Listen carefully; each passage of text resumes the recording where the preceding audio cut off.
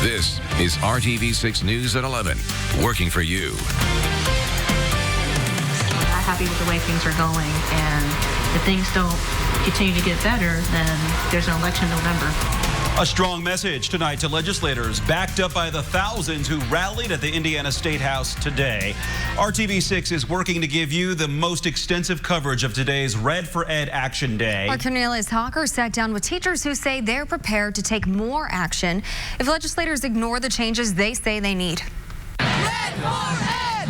Red for Ed! You get pushed so far that you have to do what you think will cause change. That's Amber Siebert's take on the massive Red for Ed rally at the Indiana State House. It's an opinion likely shared by everyone who showed up. And, you know, nobody wants to go on strike. I want to be in my classroom. I miss my kids, and I worry about them when they're not at school. Amber, along with T. Washington, Ben Yoder, and Patrick Miller, came straight from the rally to talk to me about what they hope happens next. If you don't know how to create good educational policy, ask the people that do. Come to the teachers, ask the educators to help you do it, because we will more than happily help you craft positive, effective educational policy. They'd like legislators to get rid of a few different policies in place. A heavy emphasis on statewide testing is one of them. Let us teachers teach. Let the students enjoy being in their classroom and learning again, because right now they get so stressed out, the anxiety.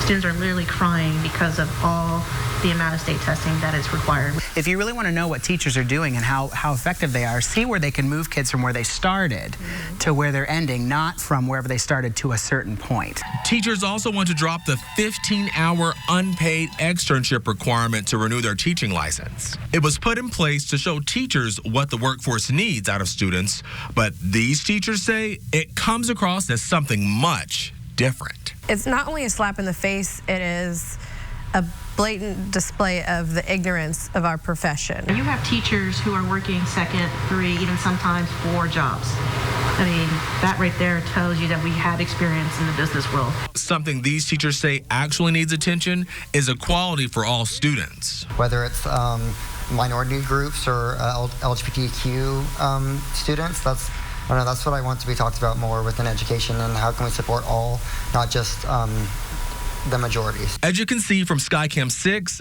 thousands of educators in red were hard to miss in downtown Indy. But did lawmakers, the ones they were there to see, take notice? I saw legislators. I saw a lot of them walking quickly to where they were going. Many, Amber says, bypassed the crowds, but others did stop to talk.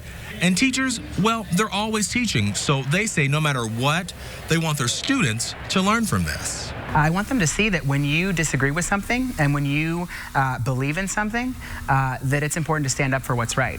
Working for you in Indianapolis, Cornelius Hawker, RTV6. Well, teachers are also hoping lawmakers can get the average salary for teachers up to $60,000 and stop grading them and their schools on what former students are doing 2 years after they graduate. Some legislators did talk to RTV6 today. The chairman of both the House and Senate Education Committees say state lawmakers and local districts need to do their part. The General Assembly shouldn't shirk their responsibility, but neither should the local superintendent, the administration, as well as the school boards. Indiana number of teachers from 08 to 16 dropped 3.5%, but the number of administrators, according to National Center for Education and Statistics, actually increased by 31%. So, some of the decisions are made at a local level. Last legislative session, lawmakers allocated a historic $763 million to school districts. But funding and compensation changes will be difficult this session because this is not a budget year. The State Teachers Association plans to recommend legislation aimed at teacher safety for the upcoming session. Teachers injured on the job is a growing problem. Call 6 Investigates Kara Kenny uncovered teachers hit, kicked, slapped, and headbutted by their own students. These are the records we got back from 8 of the largest school districts in central Indiana. Page after page detailing physical assaults on teachers and school staff. We analyzed hundreds of pages of school records and found school staff, mostly teachers, hit, kicked, bit, scratched, slapped, even headbutted by their own students. Most injuries happen when a school employee tries to break up a fight or when a student becomes upset or aggressive. In the Tippecanoe School Corporation, a student was upset, banging his head on a mat. He went to bang it on the metal door frame when a school staffer stepped in and placed him in a seated restraint, and the student bit and pinched her. In Monroe County, a teacher suffered a sprain after a fight broke out, and the teacher intervened and was pushed down. In all, we found more than 700 staff injuries involving students over the last 2 school years. That's just for 8 of the largest school districts we surveyed. We took our findings to Keith Gamble, president of the state's largest teachers union. When you look at this, does that concern you? Any time that we have school personnel injured on the job, we should be concerned. Do you think this is a growing problem? I think that it is a growing problem in as much that we aren't spending as much time looking into what is causing students to act out. One reason for the increase in teacher injuries, students are coming to school with more stress and trauma than ever before. Things like poverty, domestic violence in the home, or child abuse. The teacher is there to teach, and while they will do everything they can to care for that child, at some point, they have to be able to know that there is the next step where they can send that child that needs help in that moment to get that help that they can then continue with the rest of their class. Large class sizes and small classrooms are also a factor. A teacher can't just simply say, you need to go somewhere and get calmed down. They have to have a safe space to go. I'm Call 6 Investigates, Kara Kenny. Now, Call 6 shared a survey for teachers asking for them to weigh in on this issue. Hundreds responded. 44% of teachers told us they have been injured on the job. 64% say they've witnessed a student assaulting a teacher. And 90% say schools and states should do more to address teacher safety. For more survey results and extensive coverage on today's Red for Ed rally, go to the RTV6 app. So, Kevin, I have to say, this morning when I woke up with the sunshine, I was like, Kevin was wrong. We didn't need the umbrella. False confidence. Yes. Yeah, it didn't take long. Clouds came in. And the drizzle stuck around most of the afternoon. Okay, when the alarm clock goes off tomorrow morning, you'll know the 2 warmest days are ahead of us, tomorrow and then on Thursday. The drizzle slowly coming to an end now. Patchy fog will develop, especially in areas along the Ohio River. Temperatures in the 30s. All the gray is the cloud cover. What's not showing up, any drizzle or mist right now. Visibility in Sheridan, this is northwest portions then of Hamilton County, is the lowest, under 1/4 of a mile, but you can see those are the exceptions. Generally, visibility is doing okay, and we'll have patchy fog overnight. 41, that's our current temperature in Indy. During the day tomorrow, we'll push for 50 degrees. That's the goal. Lots of clouds in the morning, some sunshine in the afternoon. We'll talk about when we step into the 50s, when we may see a rain-snow mix as well. That's all upcoming. All right, we'll see you soon, Kevin. Thank you. Tomorrow, you're invited to a memorial honoring a Fishers K-9 killed in the line of duty. The ceremony for Harley starts at 6 o'clock at the Fishers High School gym. Police say a suspect shot and killed the K-9 during a manhunt early Wednesday morning. After the memorial, officers will lead a procession from the high school to the police station. Amanda. A robbery spree on the northwest side of Indianapolis may be over. Police arrested 2 people in connection to 4 robberies over a span of 10 days. 2 happened on Lafayette Road, 1 on Georgetown Road, and 1 on Michigan Road. The suspects are described as juveniles, but police have not released exact ages. And police are asking for help identifying a masked robber who pointed a gun in a convenience store clerk's face. These surveillance images are from the attempted robbery at the Quick Stop on Markland Avenue in Kokomo just before 3 o'clock this morning. Investigators say the suspect fired 1 shot at the clerk before running away. The clerk was not hurt.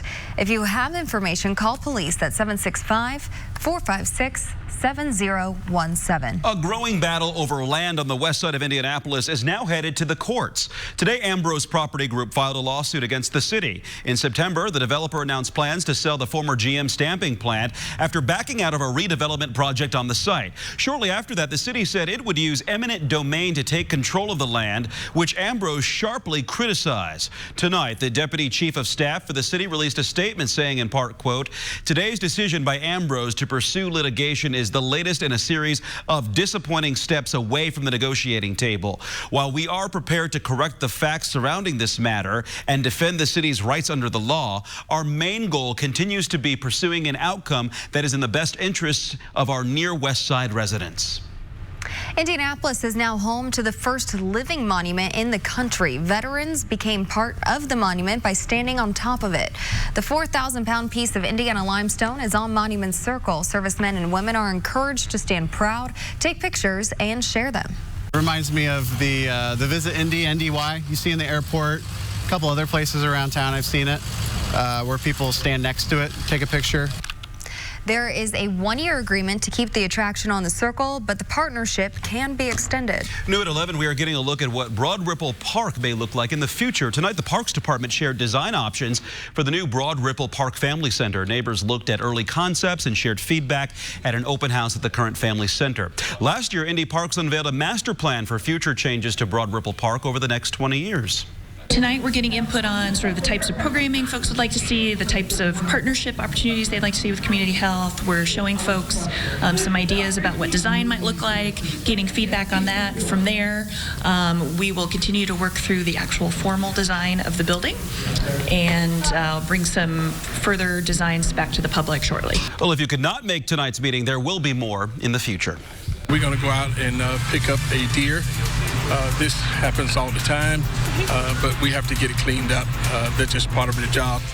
It is a dirty job, but this NDOT employee is happy to do it. How his work helps keep you safe. And why a Central Indiana administrator in charge of advocating for students with disabilities is apologizing now for a social media post. You're watching RTV6 News at 11. At Ross, yes for less. This is RTV6 News at 11, working for you. Well, new at 11, a Central Indiana special education director is accused of being insensitive to the students that he's supposed to be representing. Mark Booth is the special education director for Noblesville Schools. Sometime over the past 2 weeks, he shared a meme on his personal Facebook page that has a photo of President Trump and a caption that refers to him as special needs. We are not sharing the image because of its references. Well, Booth released a statement to parents and kids in the special needs program saying in part, quote, "I'm embarrassed by this lapse in my judgment as this meme does not reflect my heart and life mission of respectfully and compassionately serving students with special needs." The superintendent also released a statement saying there will be formal disciplinary action. You can read both statements by going to the RTV6 app and clicking on this story. The latest impeachment hearing stretched into the night, wrapping up at around 8:30. ABC's Mona Kosarov-D reports for the first time the public heard from witnesses who directly heard the July phone call between President Trump and the president of Ukraine. In back-to-back hearings, 4 new witnesses publicly testified before Congress in the impeachment inquiry against President Trump.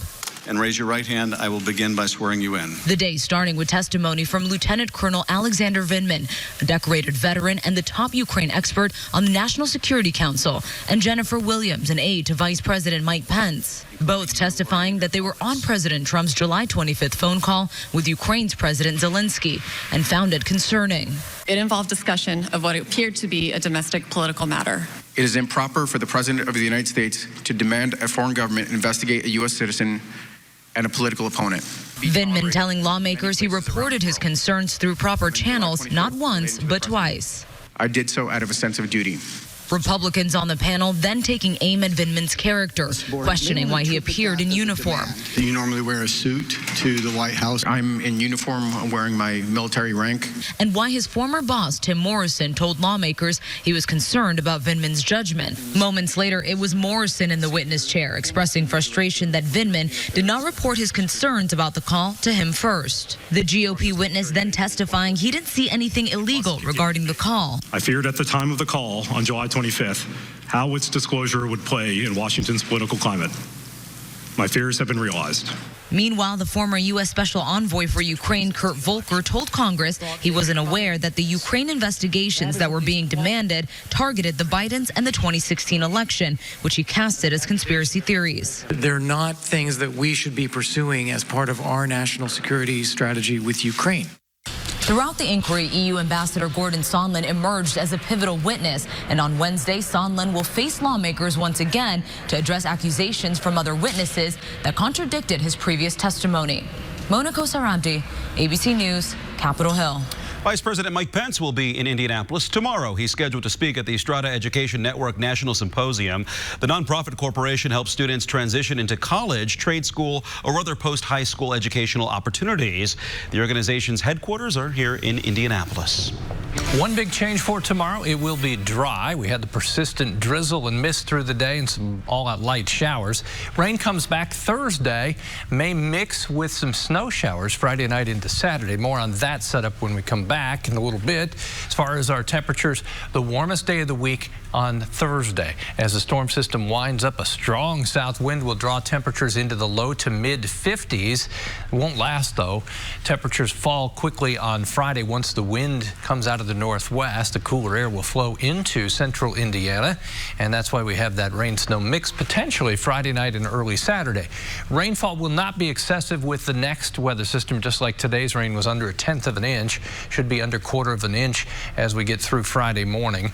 Temperatures tomorrow start in the 30s. Lunchtime temperature right around 44. Afternoon temperature optimistically at 50. I say optimistically. We've got to shake the cloud cover. That may be with us through mid-afternoon. Then we'll get a little bit of sunshine in there. All the gray is the cloud cover. 1 o'clock in the afternoon, you can still see mostly cloudy skies. Then we start to see the clearing take place later in the afternoon.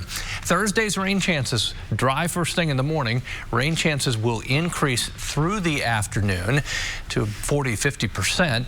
Notice the swirl there with the rain. I think it will be windswept rain, gusts to 30 miles per hour out of the south. That's the warmer air trying to overcome the cloud cover and the showers. Those wind gusts will be strong through the afternoon. Temperatures push mid-50s in most locations.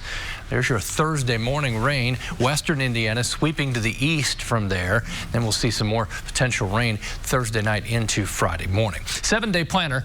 Friday night should be dry for Friday night football. Saturday, maybe a little rain snow mix early. Then 42 for the high. We start to bounce back a little early next week as temperatures come back into the 50s on Monday and Tuesday. We've got Friday night football. We've got Thursday night football. Dave has his eyes on the weather. There should be football every night. Come on, let's face it. Hey, we do have a little college football news tonight. DePaul head coach Bill Lynch announcing his retirement late this afternoon, a career that spans 40 years. A former Butler basketball and football player went on to be the head coach at Butler back in 1985. 10 years later, took over the program at Ball State, became the IU head coach in 2007 before taking over at DePaul in 2013. Legendary, certainly in terms of the lives he's touched. So happy retirement to he and his wife, Linda. His 17 grandchildren just might enjoy it the most. Way to go, Coach. Hey, good evening. It's another round with the Texans this week for the Colts. Closest thing, really, this team has at a rival in the division. And if it's Houston, T.Y. Hilton has to play, right? Well, he just might on Thursday night. The Colts with another walkthrough today. T.Y.'s missed the last 3 games with that calf injury and said today he feared the worst when it happened during practice. Leaving the door now open. His recovery is on course right now. Leaving the door open for Thursday night. Freak accident, you know, I just was running like I normally do. I just ran the route earlier, and I ran it and it just got me. I thought my season was over, so yeah, just a scary moment. You know, I was actually ahead of schedule pretty well, so, you know, it is what it is, but I'm all right. He's made a career of playing the Texans, 16 games, including last year's playoff game, over 1,600 receiving yards. Go back 5 years, had that career-high 223 yards against him, 10 touchdowns and counting. Hope you join us during the news at 6 tonight. Brad Brown on how it's playoff time in college football. Both UIndy and Marion are ready to go. Marion with a pretty resilient season, unbeaten regular season. Every game settled by at least 2 scores. They come off the first-round upset a year ago. And UIndy, the 9-1 season, Division II playoffs for the 3rd straight year. UIndy will make a trip to Central Missouri on Saturday. Marion is home against 13th-ranked Reinhardt University. Wabash also into the Division III postseason. Little Giants open up at North Central Illinois. Hey, finally tonight, first and foremost for the Colts. Yesterday, we went into great detail the story behind the keg stand celebration by Quentin Nelson and the rest of the offensive line. Brissett was in there as well. If only there was a way to capitalize on this moment, though. Let's say, oh, wait, yes, today on his Instagram account, Nelson unveiling this. T-shirts commemorating the moment you, too, can have a keg stand on your chest with the caption, chug, chug, chug, chug, chug. Head to his Instagram account if you are interested for a low, low price. That didn't take long. I want to see those at Lucas Oil Stadium next home game. I bet you. Yes. It'll happen. Well, if working behind a desk is not for you, the Indiana Department of Transportation is hiring Hoosiers. How the job goes beyond plowing snow. Visit your local Hyundai dealer today. Well, dirty jobs do not necessarily mean bad jobs. All week, hiring Hoosiers is highlighting career opportunities that require a little elbow grease. RTV6's Lauren Casey hit the road with an Indiana Department of Transportation worker who helps keep the interstates clean and safe. Go ahead. Hey, you need to turn around and come back up here. We need to go out southeastern. And just like that, the INDOT road maintenance crew is on the scene of roadkill, a deer carcass on the interstate. As quick as we can, we'd like to get on it and get it out of the way. Donnell Blakely first put on his INDOT hard hat last February when he joined the team. Every day is different. We wear a lot of different hats. We multitask. I'm here talking to you now, and maybe the next hour, hey, I'm out here taking care of a wreck. That's just part of the job. We multitask, so this is just one little small point of what we do. And while this part of the job is less than glamorous, Blakely knows he's keeping Hoosiers safe. Moving things that are uncomfortable, we're correcting things that needs to be corrected. We have a good time. It's a good crew that we work with. You think about roadkill and don't really think about who has to pick it up, but our maintenance crews do that, but so much more. They take care of the signs on the interstate. They take care of guardrail. They take care of barrier wall. They'll go out in the morning and maybe repair some guardrail. Then in the afternoon, they'll get a call about something by the side of the road they need to pick up, a hazard in the road, or they're the ones out there doing emergency pothole patching in the winter. So their job just extends to everything that we could ever need on the road. Some of the downfalls is that, hey, we have to go into places that are very uncomfortable. We have to do things that a lot of people don't want to do and don't have to do because we're in place here to take care of those things. But despite the uncomfortable, dirty aspects of the job, workers like Blakely are proud to maintain Indiana's interstates. I like my job. I really enjoy it. I say, hey, put your application in and wait on the phone. Working for you, Lauren Casey, RTV6. Well, winter is an especially busy time for INDOT. Jobs vary by district. The department typically hires 100 seasonal workers before the first snow of the season. For more information, go to hiringhoosiers.com. We will be right back. Only at Ashley Home Store. This is home. Well, the Red Line Rapid Transit route just started a couple of months ago, but Indigo is already making improvements. Call 6 Investigates first told you earlier this month about problems with the medians on College Avenue. All will have to be removed and replaced due to installation issues and people driving over them. Construction starts this week and is expected to take 4 to 6 weeks, but it will all be in the bus lane, so it will not impact traffic.